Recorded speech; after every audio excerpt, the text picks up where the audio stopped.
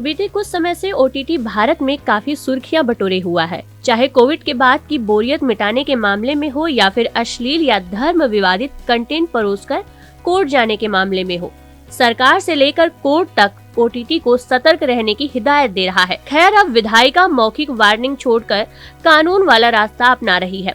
दरअसल सूचना एवं प्रसारण मंत्रालय ने बीते 10 नवंबर को ब्रॉडकास्टिंग सर्विस रेगुलेशन बिल 2023 का नया ड्राफ्ट जारी किया है, जिसका उद्देश्य ब्रॉडकास्टिंग क्षेत्र में तकनीकी प्रगति को ध्यान में रखते हुए एक नया नियामक ढांचा बनाना है।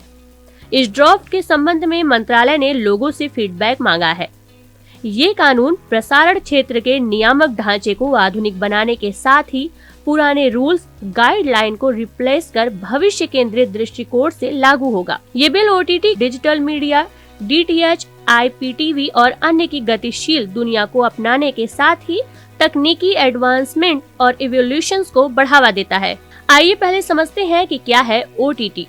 ओटीटी प्लेटफॉर्म या ओवर द टॉप प्लेटफॉर्म बिना किसी रजिस्ट्रेशन के इंटरनेट पर एंटरटेनमेंट कंटेंट को स्ट्रीम करता है। यूजर्स इसके जरिए स्मार्टफोन, टैबलेट, स्मार्ट टीवी और कंप्यूटर पर फिल्में, टीवी शो, लाइव इवेंट सहित कई सामग्री देख सकते हैं। भारत में इसके उदाहरण के तौर पर Netflix, Hulu, Amazon prime video और डिज्नी हॉटस्टार प्लेटफॉर्म एक्टिव हैं।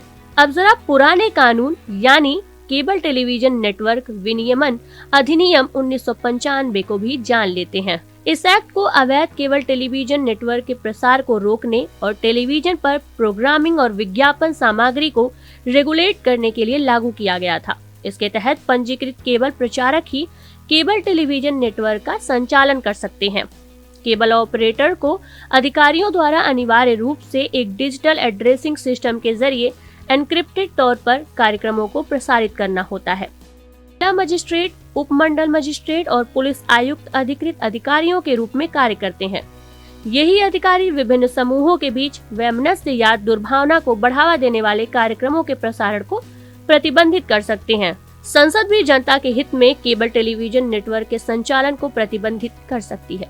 इसके बाद भी अगर एक्ट का उल्लंघन हो तो दंड का भी प्रावधान किया गया है।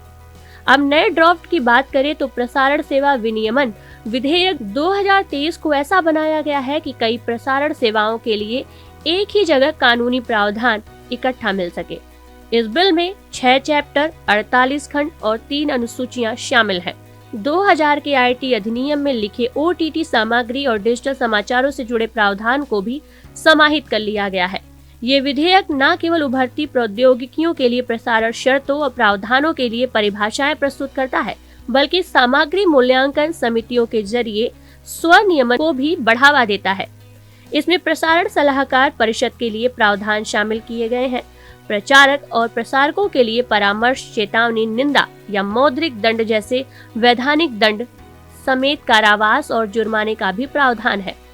कुल मिलाकर ये कहा जा सकता है कि ये बिल न केवल ओटीटी सामग्री, डिजिटल समाचार और वर्तमान मामलों को शामिल करने के लिए नियामक दायरे का विस्तार करता है, बल्कि भविष्य में विकसित किसी भी नए प्लेटफॉर्म को शामिल करने का विकल्प भी खुला रखता है। हालांकि जानकार इससे जुड़ी कुछ समस्याएं भी बता रहे हैं, जैसे ये विधेयक भारतीय अल्पसंख्यक समुदायों के संभावित उन्मूलन या चयनात्मक प्रतिनिधित्व के बारे में चिंताओं को बढ़ाता है। इसके बिंदु 36 के व्यापक और स्पष्ट फ्रेमिंग के बारे में विशिष्ट चिंताएं उत्पन्न होती हैं, जो संचरण को प्रतिबंधित करने के लिए अधिकृत अधिकारी को अंतिम शक्ति प्रदान करती है। प्रस्तावित प्रसारण सेवा विधेयक कुछ प्रमुख कंपनियों द्वारा डिजिटल बुनियादी ढांचे और मीडिया स्वामित्व पर अत्यधिक सरकारी नियंत्रण के बारे में चिंता पैदा करता है।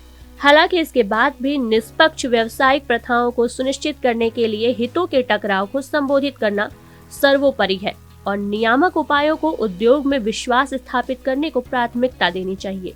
सरकार को मीडिया क्षेत्र में पारदर्शिता और नैतिक आचरण को बढ़ावा देने के लिए प्रभावी हितों के टकराव के नियमों को लागू करने पर ध्यान केंद्रित करना चाहिए।